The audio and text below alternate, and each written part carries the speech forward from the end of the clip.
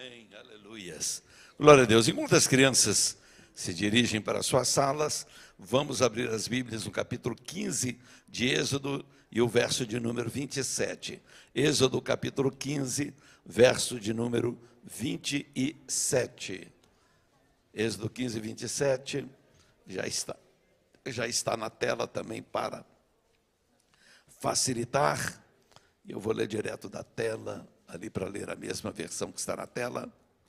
Texto bíblico diz: então chegaram a Elim, onde havia 12 fontes de água e 70 palmeiras, e se acamparam junto das águas. Amém? Vou ler mais uma vez, para deixar bem gravado. Então chegaram a Elim, onde havia 12 fontes de água e 70 palmeiras, e se acamparam junto das águas. Podeis tomar assentos. Meus irmãos, nós estamos seguindo uma jornada junto com Israel. Porque a jornada de Israel pelo deserto, ela representa a igreja. Aliás, no plano de Deus, Israel seria a igreja do Antigo Testamento. Na verdade, era para toda Israel ser uma nação sacerdotal.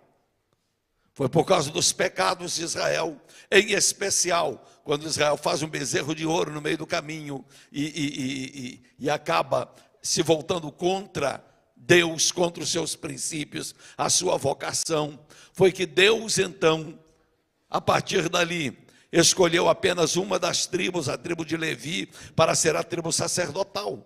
Mas o plano de Deus ao tirar Israel do Egito era para transformar Israel em uma nação sacerdotal. Era como o quê? A igreja no Antigo Testamento seria Israel pregando para o mundo, anunciando ao mundo acerca de Deus. O propósito de Deus ao tirar o povo de Israel do Egito era levar o povo ao conhecimento de quem Deus era.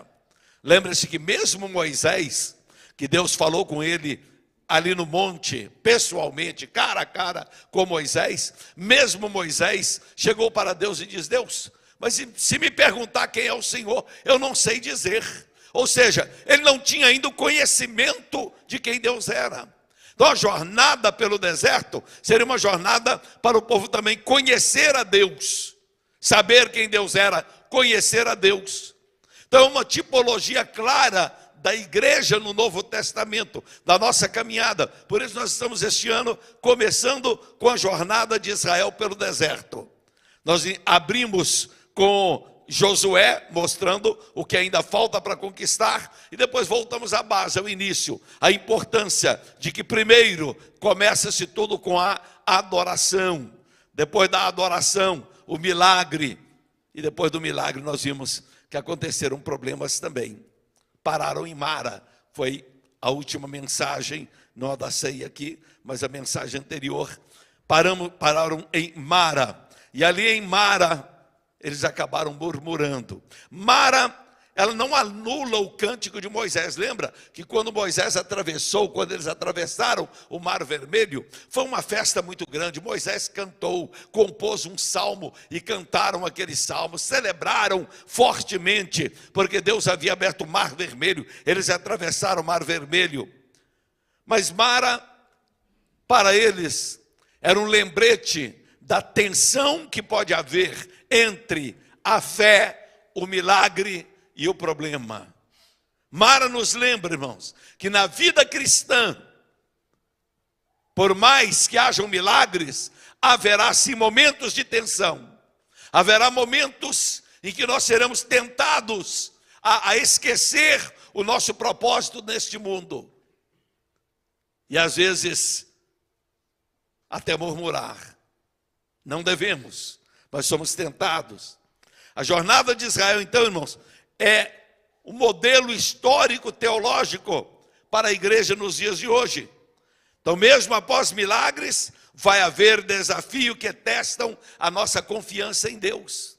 Porque veja, 3 dias antes do que o povo de Israel tinha visto o Mar Vermelho se abrir. Irmão, não é pouca coisa. Um mar se abrir, formar 2 paredes de água, talvez de 10, 20 metros de altura. A Bíblia diz que Deus abriu uma estrada no meio do mar. E eles passam a pés enxutos.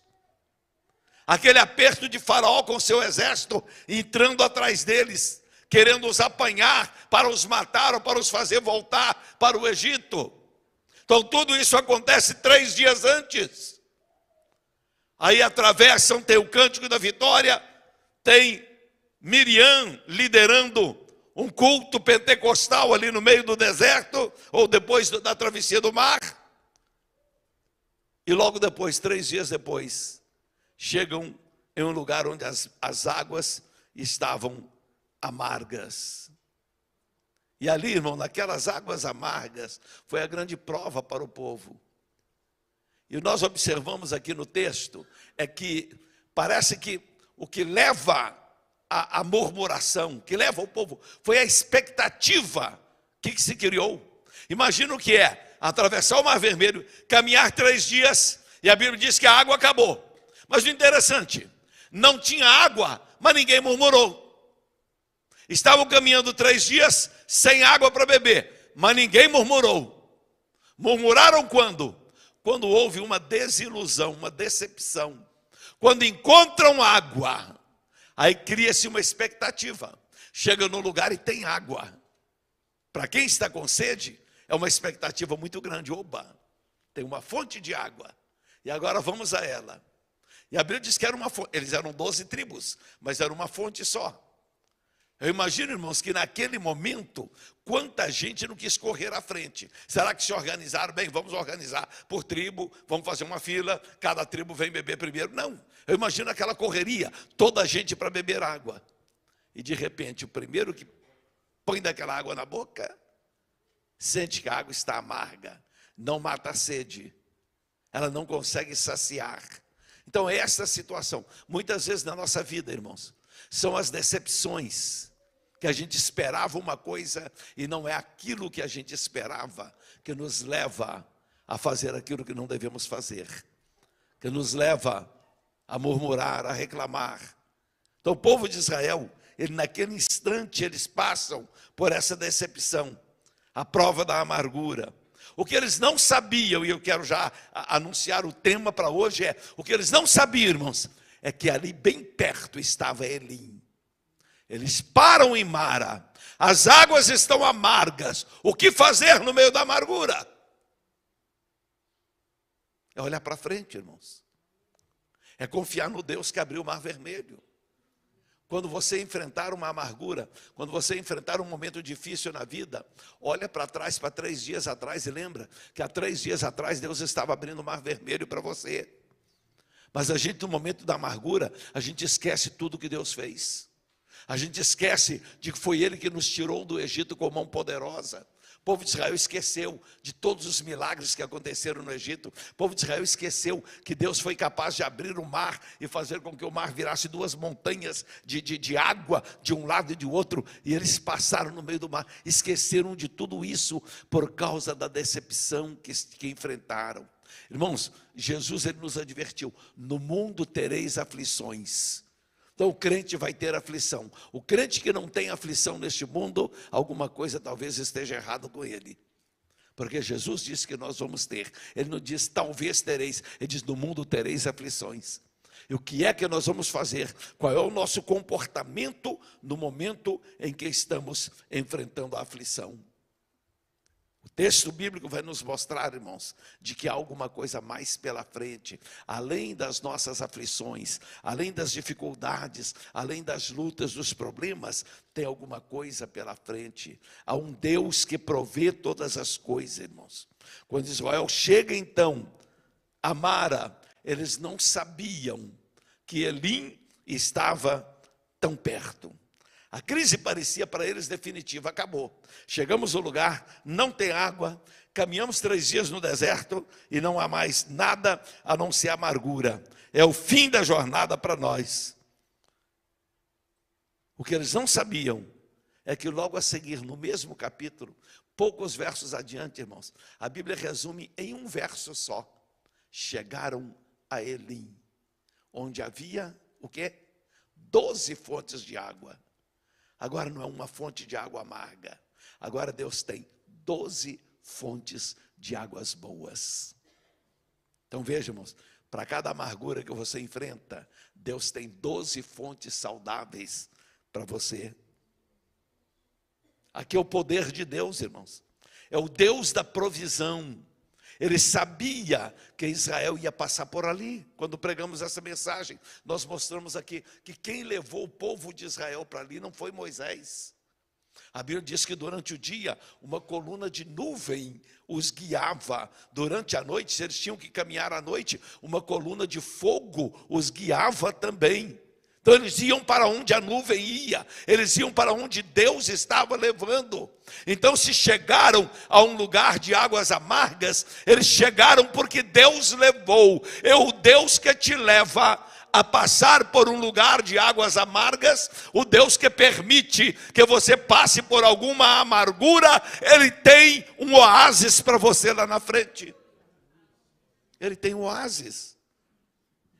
Então o princípio, irmão, fundamental aqui, irmãos, que Elim não era um improviso, Elim já estava preparado. As 12 fontes de água e 70 palmeiras. 70 é 10 vezes o número da perfeição. 10 vezes 7. Moisés, quando apanhou auxiliares para ele escolheu 70 anciãos. Então havia um lugar, um oásis, um lugar de descanso já preparado por Deus. A Bíblia nos diz: levantai-vos e andai, porque não será aqui o vosso descanso. Deus tem preparado para você um descanso, um oásis. O que nós precisamos, irmãos, é sabermos chegar no momento da amargura e confiarmos no nosso Deus. É esse o princípio-chave da nossa mensagem. Muitas crises, irmãos, elas seriam vividas de forma diferente se nós soubéssemos o quão perto nós estamos do refrigério. Se Israel soubesse que Elim estava a uma distância de talvez de menos de um dia de caminhada, Elim estava tão perto, se eles soubessem disso, quando chegaram a Mara, provaram, a água está amarga, não dá para beber, alguém teria se levantado e dito: gente, vamos caminhar para frente. Deus permitiu que essa água fosse amarga, porque Ele não quer que a gente fique parado aqui. Sabe por quê? Nós temos a tendência de ficarmos parados nas nossas amarguras, parados nas nossas tristezas. É muito comum, irmãos, o crente entra ano e sai ano, e toda conversa que tem é lembrar de amarguras, é lembrar de tristeza. E quando fala de fulano de tal me fez isso, fulano de... Irmão, tem gente, tem 40 anos depois, ainda está reclamando do que o fulano fez. Eu tratei de uma situação de um casal que acabou divorciando. Quando fui saber da irmã, qual é o problema, irmão? Ela disse que quando a gente estava recém-casado, eu comprei um fogão fiado, sem falar com ele, ele me fez devolver o fogão. Falei: quanto tempo de casado vocês têm? Falei: 40 anos. Você quer divorciar agora por causa de um fogão de 40 anos atrás? Ah, pastor, mas isso aí ficou dentro do meu coração. Eu e a minha esposa tratamos de uma situação. A gente estava recém-casado, pastores começando o nosso ministério, e fomos lidar com um casal que já tinha lá 25, 30 anos de casado, que viviam em brigas uns com os outros e aquela coisa toda. E um dia eles se abriram com a gente. Falei: o que está acontecendo, gente? Que vocês não conseguem ter paz? Aí a mulher diz: porque quando a gente estava na nossa lua de mel, eu estava com uma amiga em casa, ele chegou do trabalho, e a gente não percebeu que ele estava chegando do trabalho. A gente distraiu, ficamos conversando até tarde. E ele chegou, enfiou a chave na porta para abrir. Eu tinha esquecido a chave do lado de dentro, não deu para ele abrir. E a gente lá de dentro escutou um tropel do lado de fora. E ele andava de um lado para o outro fora, pensando que eu estava com outro dentro de casa. Olha a situação. E por fim, no desespero, elas calaram a boca com medo, pensando que tem um bandido querendo entrar dentro de casa. Ele do lado de fora pensando: tem um homem dentro de casa com a minha mulher. Aí por fim ele vai na porta da casa, e ela era muito grande, ele com uma pesada arrebenta a porta da casa, e encontra a esposa sentada, junto com uma amiga conversando. Mas 30 anos depois, Esse, graças a Deus, não divorciaram. Eles entenderam que estava na hora de passar dessa mara para diante, irmãos. Então, estou citando 2 exemplos assim, bem rudimentais que nós vivemos no nosso ministério, para poder a gente lembrar, irmãos, nós não podemos ficar presos em mara. Lembrar um Elim pela frente. Amarguras, aconteceram amarguras, seja no casamento, seja na família, seja onde for, aconteceu amargura, perdoa hoje no nome de Jesus. Passe para frente. Diz, vamos caminhar para frente, vamos atravessar esse tempo de amargura, largar essa amargura para trás e vamos caminhar até a próxima etapa, porque seguramente Deus tem um oásis para nós. Tem gente, irmãos, que não estão na vida, seja na vida cristã, na vida matrimonial, na vida em família, não estão desfrutando do oásis, não estão desfrutando de Elim, porque ainda estão presos em Mara. Porque ainda está, tudo que se lembra é daquela água amarga que pôs na boca e só provou. Nem durou muito tempo, porque eu duvido de alguém ter tomado um gole assim, ó. Não, puseram na boca, está amargo. Nem ingeriram a água. Mas a amargura ficou. A amargura ficou. Meu irmão, hoje é um dia em que Deus diz assim, olha, Eli está muito perto, saia dessa vida de amargura e caminhe para frente. A misericórdia de Deus, irmãos, é tão grande que Ele não nos abandona nas nossas amarguras. Israel começou a murmurar. Deus poderia ter ali mesmo, irmãos. Se fosse eu Deus, irmão, não dava certo, não. Eu não sirvo para ser Deus, não. Porque eu ia olhar aquele povo, acaba de atravessar Mar Vermelho, 3 dias depois começa a murmurar, e diz, Moisés, chega. Larga esse povo por aí, fiquem aí agora com essa água amarga. Mas não, irmãos, a misericórdia de Deus é tão grande, que mesmo com os nossos erros, as nossas falhas, os nossos fracassos, irmãos, o nosso Deus providencia uma solução. Ele diz, essa mesma água que está te amargurando, eu vou transformar essa amargura em bênção. Essa mesma água. Moisés, pega essa madeira que está aí. Alguns escritores dizem que teria sido madeira de acácia ou madeira amarga. Joga nas amarguras, joga na água amarga. E agora prova para ver. Aqui está falando, irmãos, que pelas pisaduras de Cristo fomos sarados. Pelas amarguras de Cristo nós somos sarados. Então Deus continua, irmãos, nos moldando. Nós fracassamos, erramos, falhamos. E Deus sara Deus cura as nossas amarguras. E diz, vou te levar mais adiante. Vamos mais um pouco. Aí chegam até Elim. Verso 27. Então chegaram a Elim. Elim não substitui Mara, ele confirma que Mara era apenas um acidente de percurso, que Mara era apenas um momento na sua vida. Elim não apaga Mara, ele confirma que Mara não é o fim. Ele diz para nós hoje, o momento de amargura que você vive, ou que você pode vir a viver, esse momento não será o fim na sua vida. Nós temos diversas pessoas na Bíblia que passaram por isso. E se olharmos lá atrás em Gênesis, nós vamos ver José. Capítulo 17 de Gênesis começa a história de José em si. Estava tudo bem na casa do pai. Era o filhinho querido, mais amado do pai. Era aquele que viria a ser o herdeiro do pai, porque o irmão mais velho dele tinha cometido um ato tão grotesco, tão pecaminoso, que foi tirado dele o direito à primogenitura e vai passar para José lá no final. Mas ele enfrenta, primeira mara de sua vida, as amarguras de os irmãos o odiarem. A Bíblia diz que os irmãos o odiavam.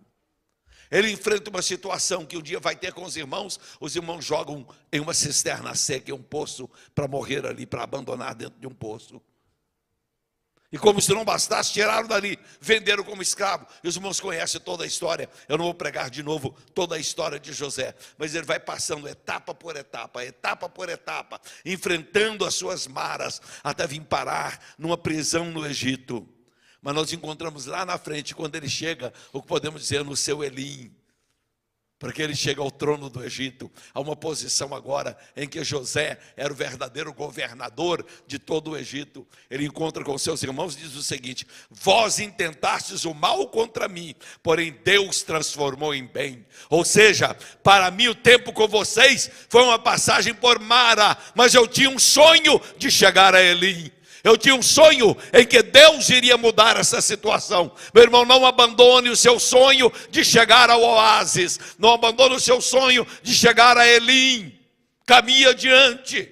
Se hoje está passando por uma amargura, ou se vier a passar por uma amargura, continue adiante, olhe para frente. Pergunta: Senhor, me mostre para onde a nuvem vai me dirigir. Não saia de debaixo da nuvem da bênção de Deus. Não deixa que a murmuração tome conta de sua vida, mas fique debaixo da nuvem, ser orientado pelo fogo do Espírito Santo de Deus, que vai te levar até mais adiante. E a Bíblia vai dizer: e chegou a Elim. E chegou a Elim. Se você já chegou a Elim hoje, se hoje você pode dizer: Senhor, eu te agradeço, porque passei por aquele momento de amargura, e o Senhor me trouxe até Elim. Glorifique o nome do Senhor. Só chega a Elim, irmãos, quem atravessar por Mara. Era caminho, era parte da jornada. Não foi escolha de Moisés, não foi escolha do povo, não foi escolha de nenhum deles, foi escolha do próprio Deus. Irmão, tem hora, irmãos, que Deus é que escolhe: olha, fulano vai ter que passar por Mara, fulana vai ter, minha filha vai ter que passar por Mara, meu filho vai ter que passar por Mara. E aí você olha para trás e vê: mas o que é que eu fiz para poder merecer passar por Mara? Você não fez nada por merecer. Mas Deus achou que Mara, que o lugar de amargura, que o lugar de sofrimento deveria ser parte da sua vida, para você reconhecer o valor de chegar em um lugar onde tem 12 fontes.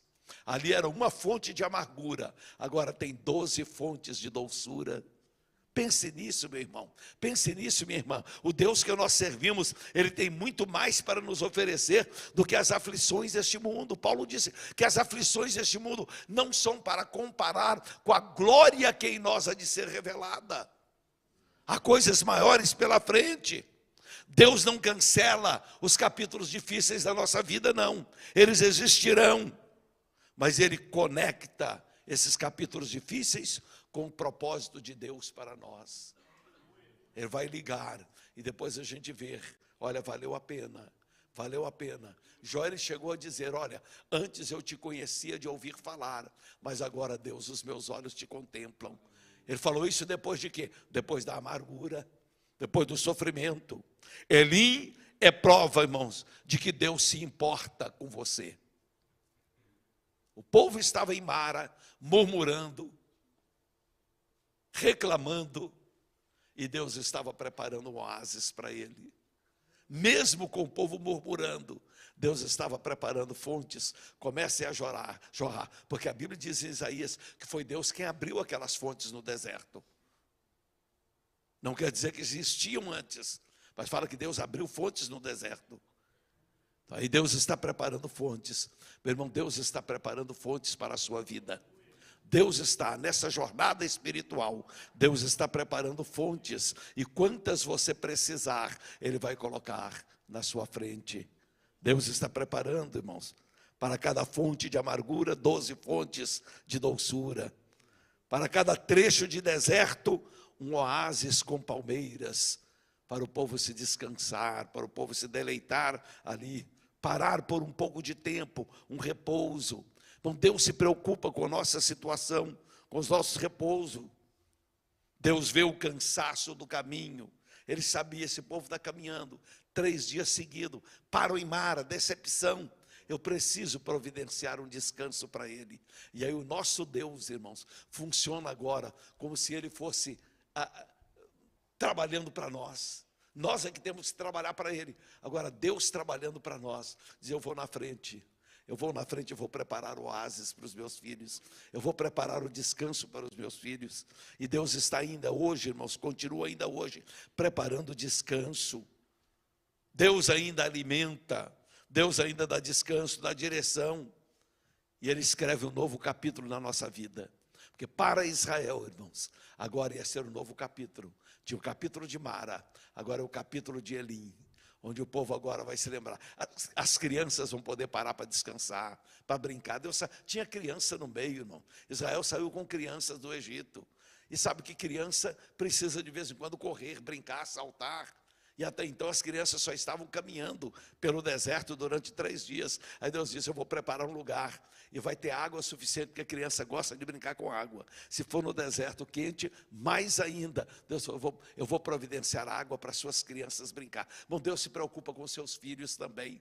Deus se preocupa com as suas crianças.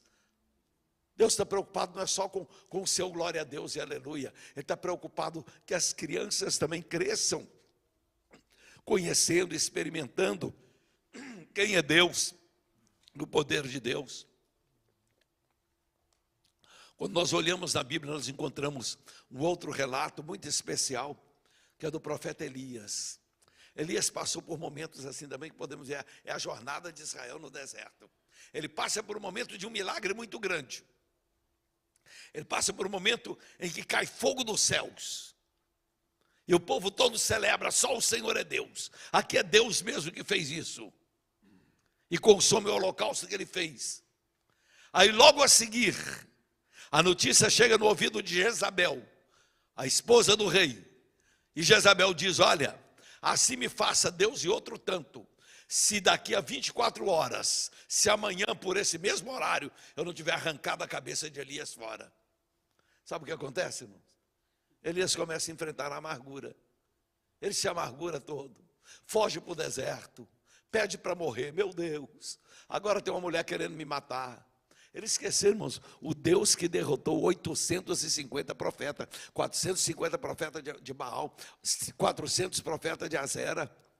Deus derrotou aqueles profetas todos, fez cair fogo do céu, fez fechar o céu para não chover durante 3 anos e meio. Depois Elias orou, caiu chuva. E agora, Elias, amargurado, triste, deprimido. Meu Deus, que vai ser de mim? Que vai ser de mim? Mas o nosso Deus, irmãos, é tão misericordioso, que ele manda um anjo, diz: anjo, vai lá falar com Elias. Vai lá e prepara para Elias pão e água.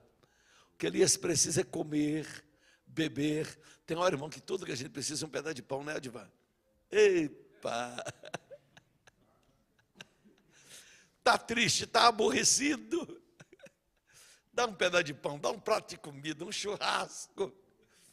O anjo preparou: deixa eu preparar a comida para ele, toma aqui, come. Aí a Bíblia diz que Elias, que tinha cochilado, estava dormindo esperando a morte. Ele deitou, pediu a morte e dormiu pensando: vou ver se eu morro aqui enquanto eu estou dormindo. Quero ver se a hora que eu acordar eu já estou morto. Mas o anjo acordou: levanta, Elias, levanta e come. Ele levantou, viu pão, água, comeu, bebeu, mas comeu só um pouco. Falei: não, eu quero morrer, vou dormir de novo para ver se eu morro. Fala que deitou e dormiu de novo. O anjo deu uma sacudida nele e falou: Elias, levanta e come, porque muito comprido será o teu caminho. Levanta e come, porque você tem coisa para fazer. Não terminou. Mara não é o fim para você. Amargura não é o fim para você. Você não vai terminar uma vida em amargura. Irmãos, e é isso que Deus fala nesta manhã: a sua vida não vai terminar uma vida de amargura, não. Deus te criou para o oásis, Deus te criou para andar na presença dEle, para desfrutar das bênçãos que Ele tem para você, daquilo que Ele tem preparado para você. Há um Elim mais adiante, depois de Mara vem Elim. Quando estamos exaustos, irmãos, nossa percepção, ela encolhe, mas o cuidado de Deus não encolhe.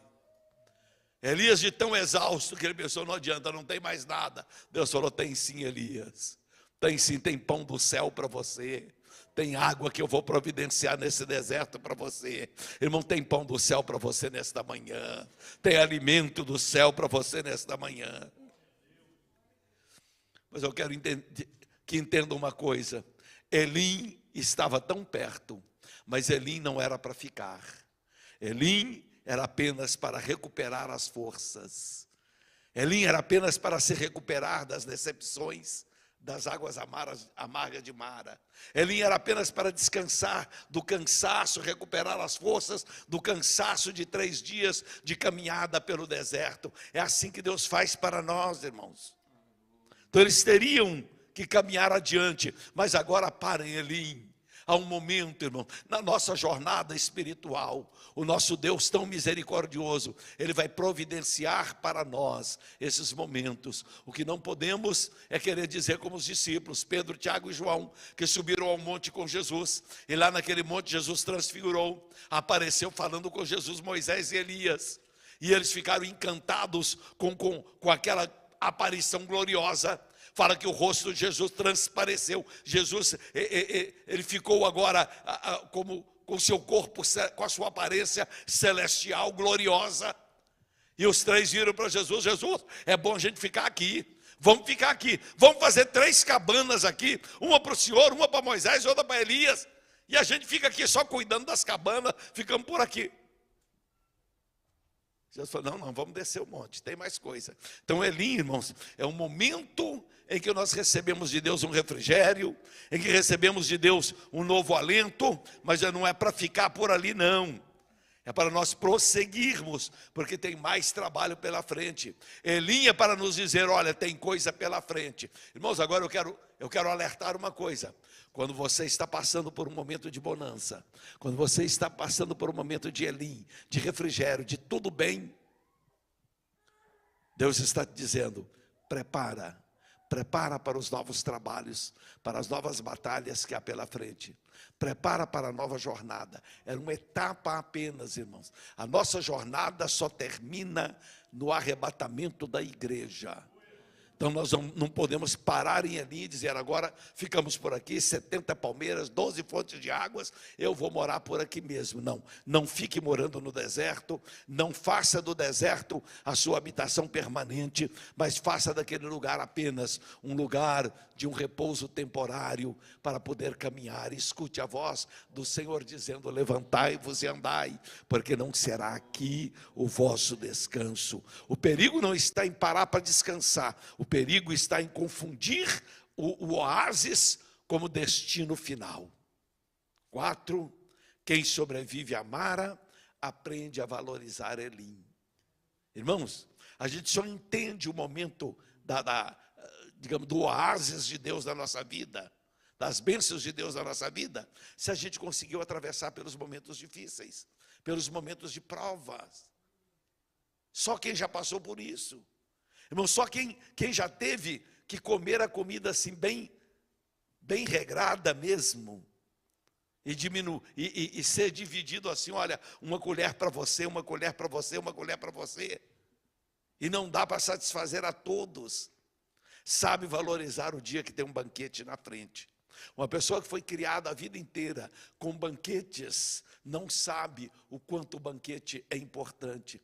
Mas para aquela pessoa que passou dificuldades, que passou necessidade, alguns de nós provavelmente viveu em família que tinha que partir um frango para 20 pessoas, é meu verso. E era uma vez por mês, se tinha uma vez no mês. Era a única vez que comia carne, às vezes num dia especial de festa. Aí tinha um frango para partir para todo mundo, e picava a coxa do frango, dava 3 pedaços, e picava ali, cada um pega um pedacinho daquele. É o tempo, irmãos, de Mara, dos tempos difíceis. Aí quando pode pegar e comer o pedaço que quiser do frango, irmão.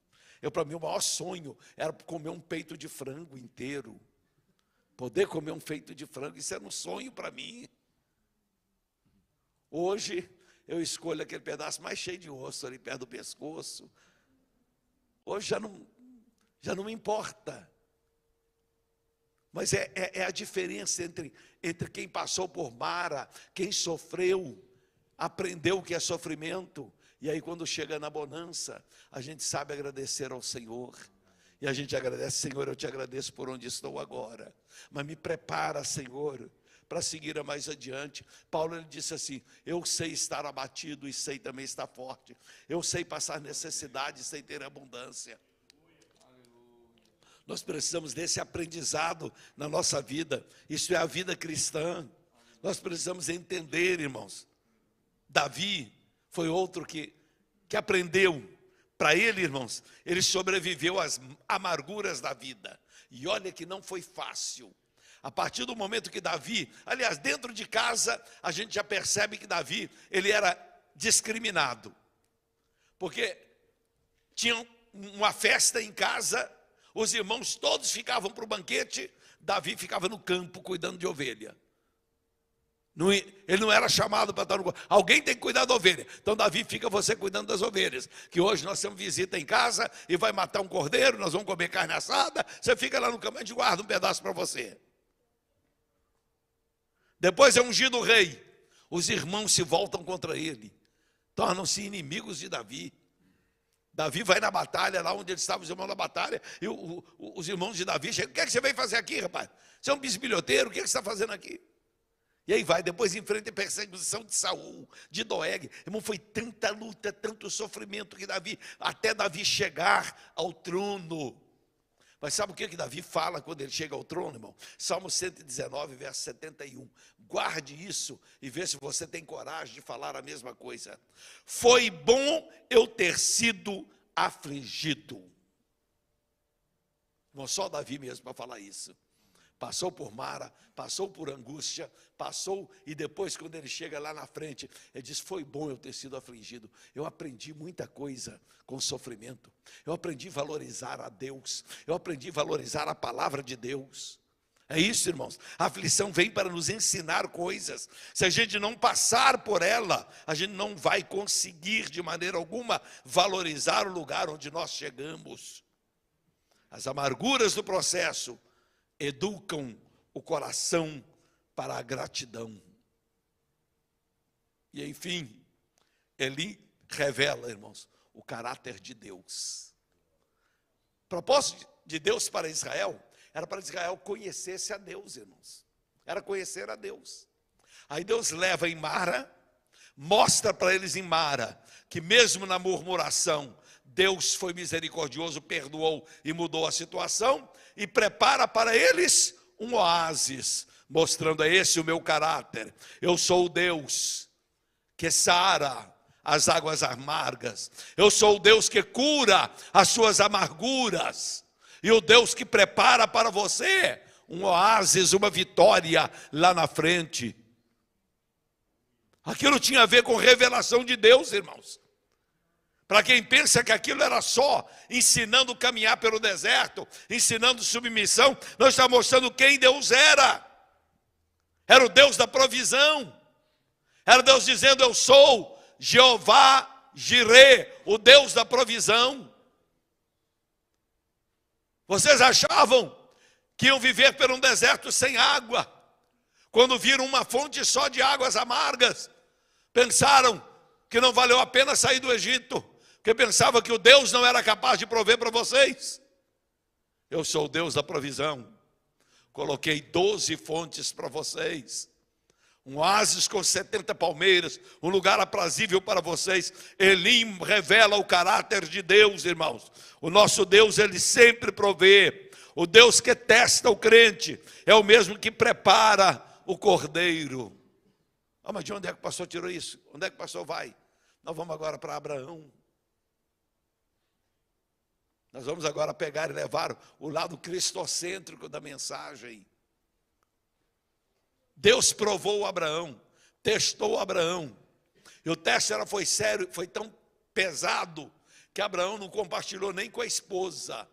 Deus falou com Abraão: Abraão, pega o teu filho, vá à terra de Moriá, oferece para mim no monte que eu vou te mostrar quando você chegar lá. A Bíblia diz que ele levantou de madrugada, preparou o animal, colocou lenha nos ombros do animal, pegou uma tocha de fogo, naquele tempo não tinha fósforo, não tinha isqueiro, então já tinha que levar o fogo aceso de casa. Leva uma tocha de fogo, leva um cutelo que era para embolar, e fala com o filho: vamos embora, nós vamos ali adorar o Senhor, vamos comigo. E vão caminhando, leva alguns servos juntos, era uma caminhada, caminharam 3 dias, até chegar em Moriá. Quando chegou em Moriá, Deus mostrou para ele aquele monte. Aí Abraão, que já não tinha falado com a esposa o que ia fazer, ele não fala também com os servos. E diz para os servos, porque se ele fala para os servos, era sujeito os servos intervirem e não deixar. Ele diz para eles, olha, fiquem aqui, eu e o meu filho vamos subir.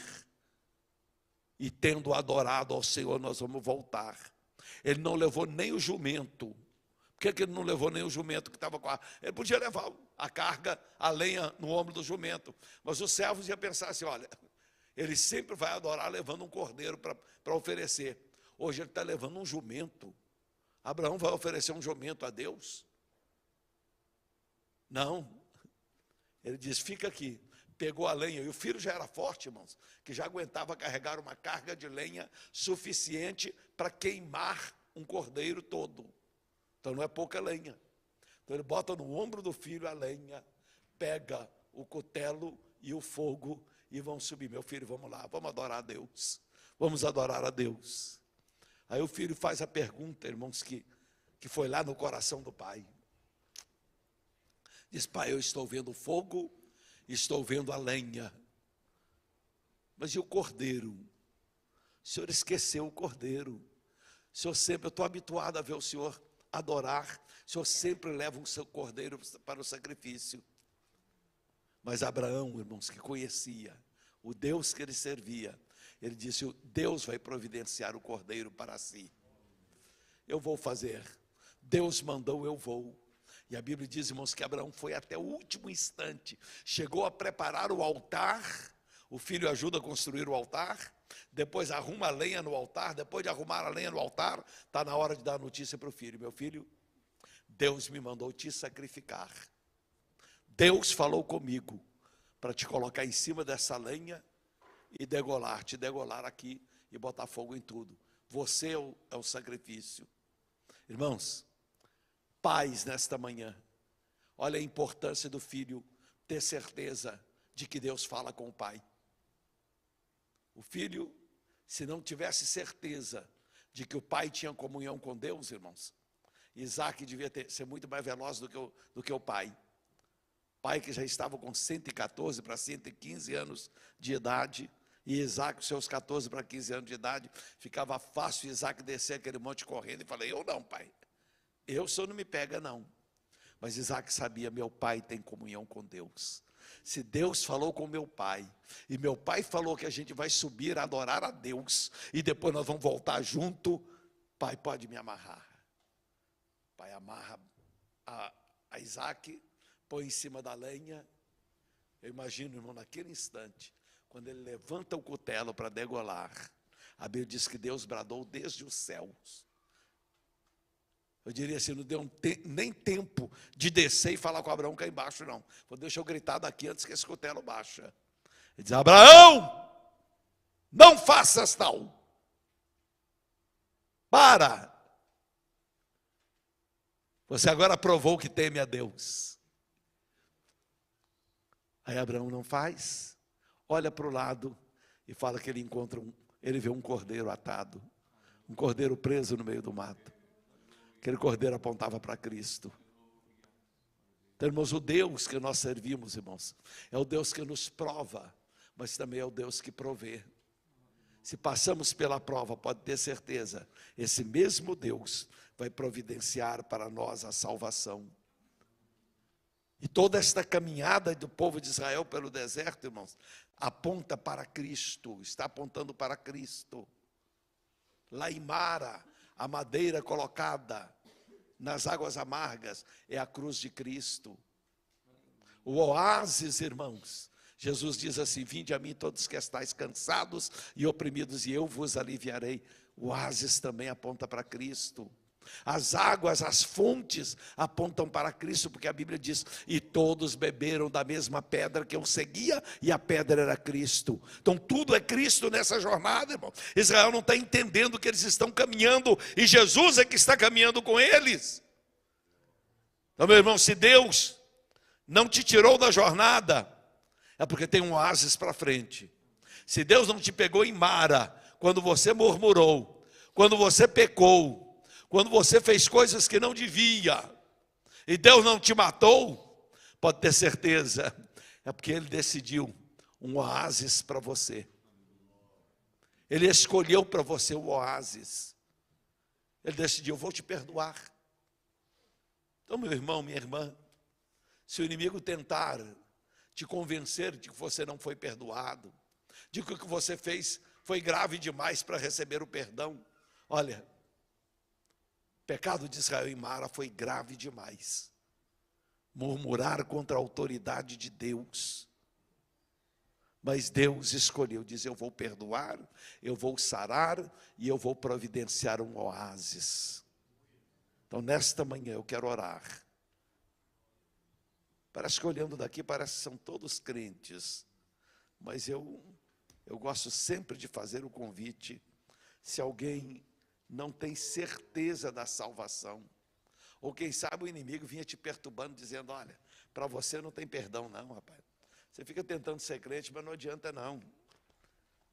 Você aprende hoje, irmãos, que o Deus que preparou Elim, um ponto de repouso, de descanso, é o mesmo que refrigera a sua alma, te perdoa todo o pecado, te dá uma oportunidade de uma nova vida. Eu quero que a igreja esteja de pé para nós orarmos. E se alguém hoje quer receber uma oração, vem aqui à frente, eu vou orar por você.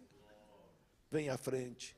Quem sabe você está atravessando um momento amargo na sua vida, ou tem atravessado um momento difícil na sua vida,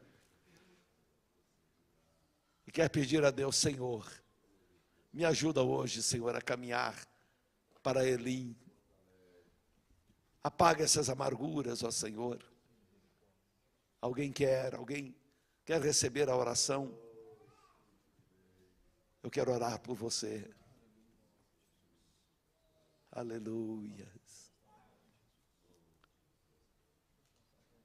Não importa que a amargura seja,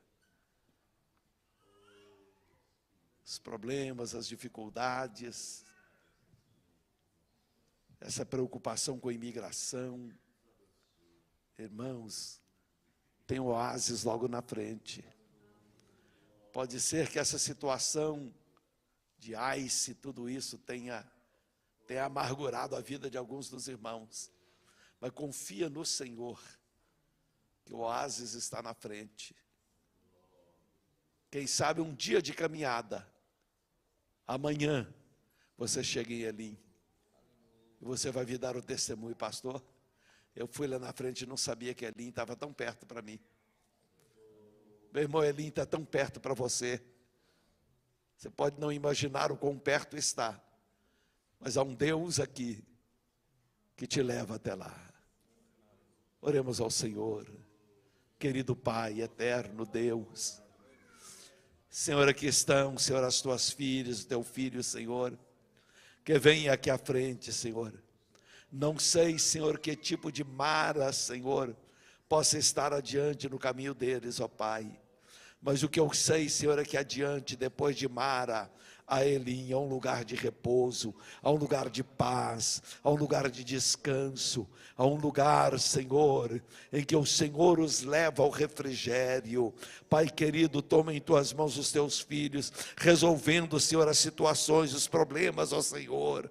Deus, eu te peço, Senhor, para aqueles que estão na expectativa de documentação neste país, Pai, que os problemas estão emperrados, documentações emperradas na imigração. Senhor, desembaraça pelo teu poder, Pai.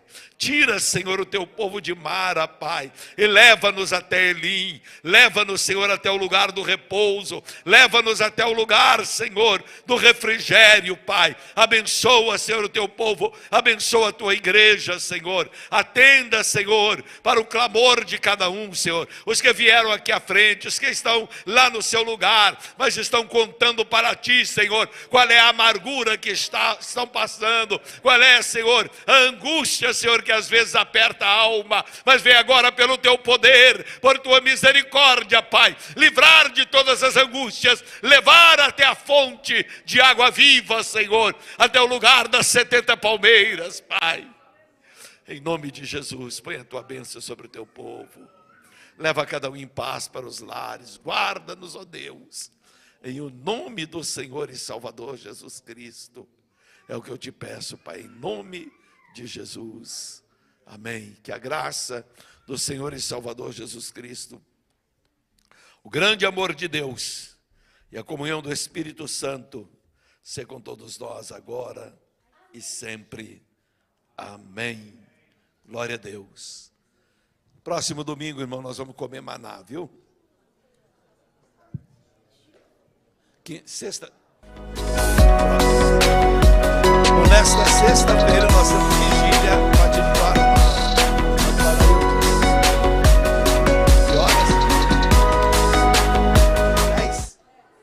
A partir de 10 horas da noite, vigília. Glória a Deus.